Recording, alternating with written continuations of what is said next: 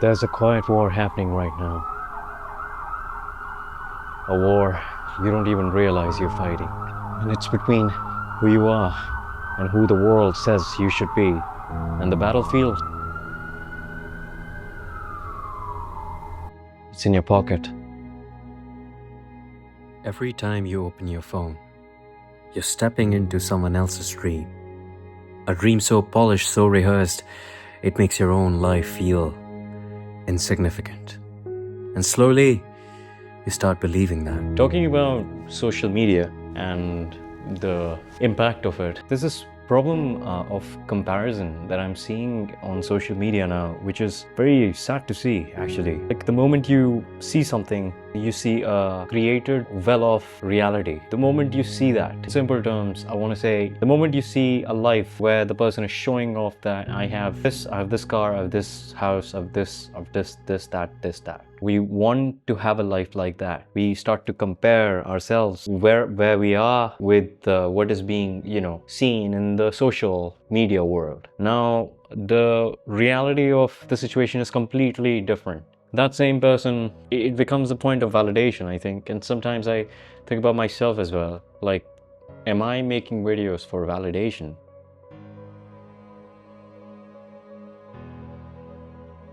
The simple point is, you're not supposed to run someone else's race, run after somebody else's dream. I suppose that, I think. Think about the happiest moments in your life. Was it because, somebody saw them? I'll come to the social media part of it later, but think about the happiest moments in your life and think about, was somebody's presence necessary for that happiness to stay in your life? Just like that, whenever something happy happens, we post it on social media about our marriage, about our relationships. Let's say if you're in a romantic relationship with someone, the urge to let everyone know, the urge to just let every single person know that, I'm with someone. I think that could be a bit tricky thing to do. And that's one of the reasons why, you should not share your private details of your life on social media. It counteracts. The moment that relationship breaks,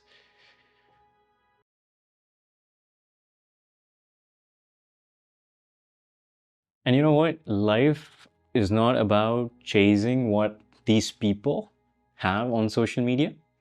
Somebody's, you're seeing a lifestyle and you're like, okay, I want these kind of things. It's a platform where, people are highly editing their videos and it's a rented car and you think it's theirs, or things like that. It's just a showcase of a lifestyle when in reality it's completely different from. And life isn't about chasing what they have. It's about building something real with whatever little you have. Maybe it's small, maybe it's quiet, but it's still yours. And you just need to remember that the value of your life does not depend on the number of followers or the number of subscribers, the number of likes, the number of comments that are appreciating your video. It's not about that. It's about where you let the value to be. You decide your value. No one else can do that. Okay, now I'm going off scripted. So there's a lot of, before that I'm gonna activate the noise cancellation mode because my dogs are gonna.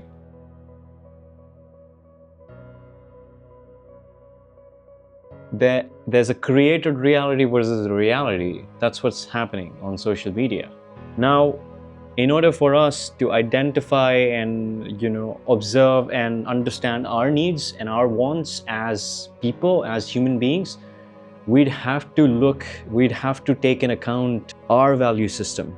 Do we even have one? What is that value system that you and I share? What is that value system that dictates my wants and my needs?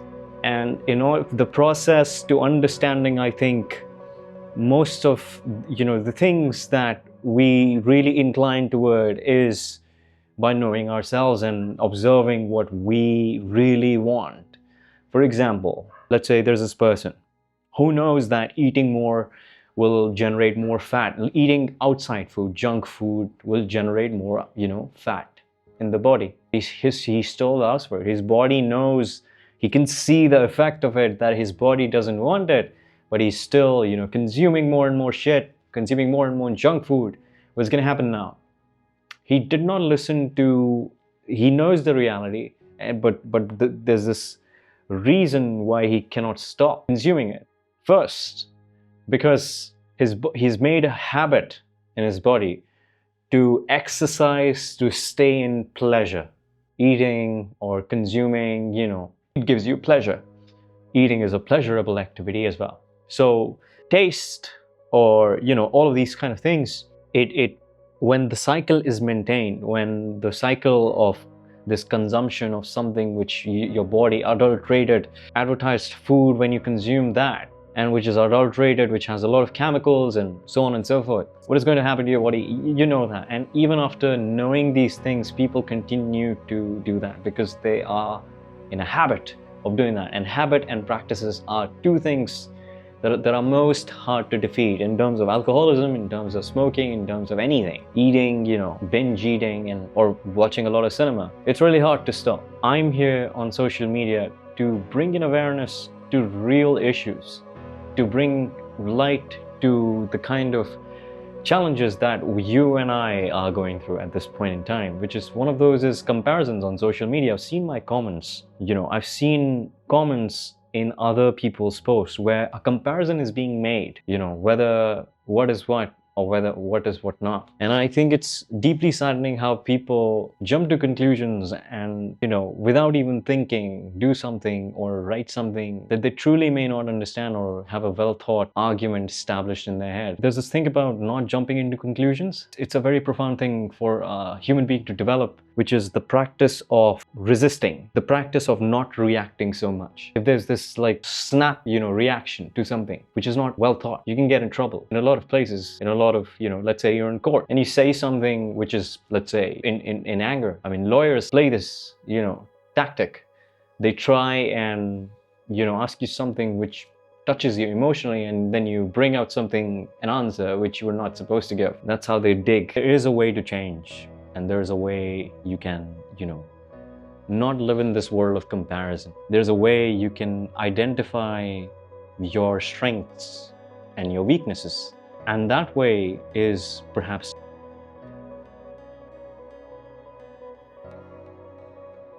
For me, silence did it. I lived a considerable amount of time in silence in order to develop the idiosyncrasies that a man requires, that a human being requires, in order to think in a perhaps a little different way, to have thoughts that make sense, to have thoughts and, to control our desires. I think that takes a lot of mental baggage. You don't really need, certain things in your life that you think, oh, I wish if I had that. I think with whatever little you have, you can do wonders. And just try. That's what I'm saying. I shot my first, I don't know whether I should call it a film. I shot my first film with a laptop web camera. It's the first video on my YouTube channel called Crazy Photo. And I also have a tattoo of it. It's right here. I don't know whether you can see it. Wait, I'll try and show you. Can you see my hand? The book one right here. This right here. Okay. So that's a Crazy Photo. I wrote a screenplay for this, an entire screenplay for this film. So yeah, comparisons, I think it's making very tough. Like, we're instantly motivated. There's this dopamine rush in our heads. And we need instant gratification in order to survive now, If we don't exist on social media, we don't have a life. Yeah, I think social media is a great platform, but it depends on us how we use it, in the sense, if you are using social media to cultivate new ideas, let's say you're a farmer and you're growing vegetables, you educate people about agriculture. For me, social media is about documentation of my life, something that I really love to do. I love to document my life, my ideas, because one of the other reasons I think by now which is I don't have a lot of people to talk to. So this is what I do. I like to listen to my own thoughts, which I can do without the camera as well. I know that, but sometimes I think if these I've helped people in my life, and I think if I can help more people, great. That's great. So that is the justification of why I make videos. I'm gonna cut this part.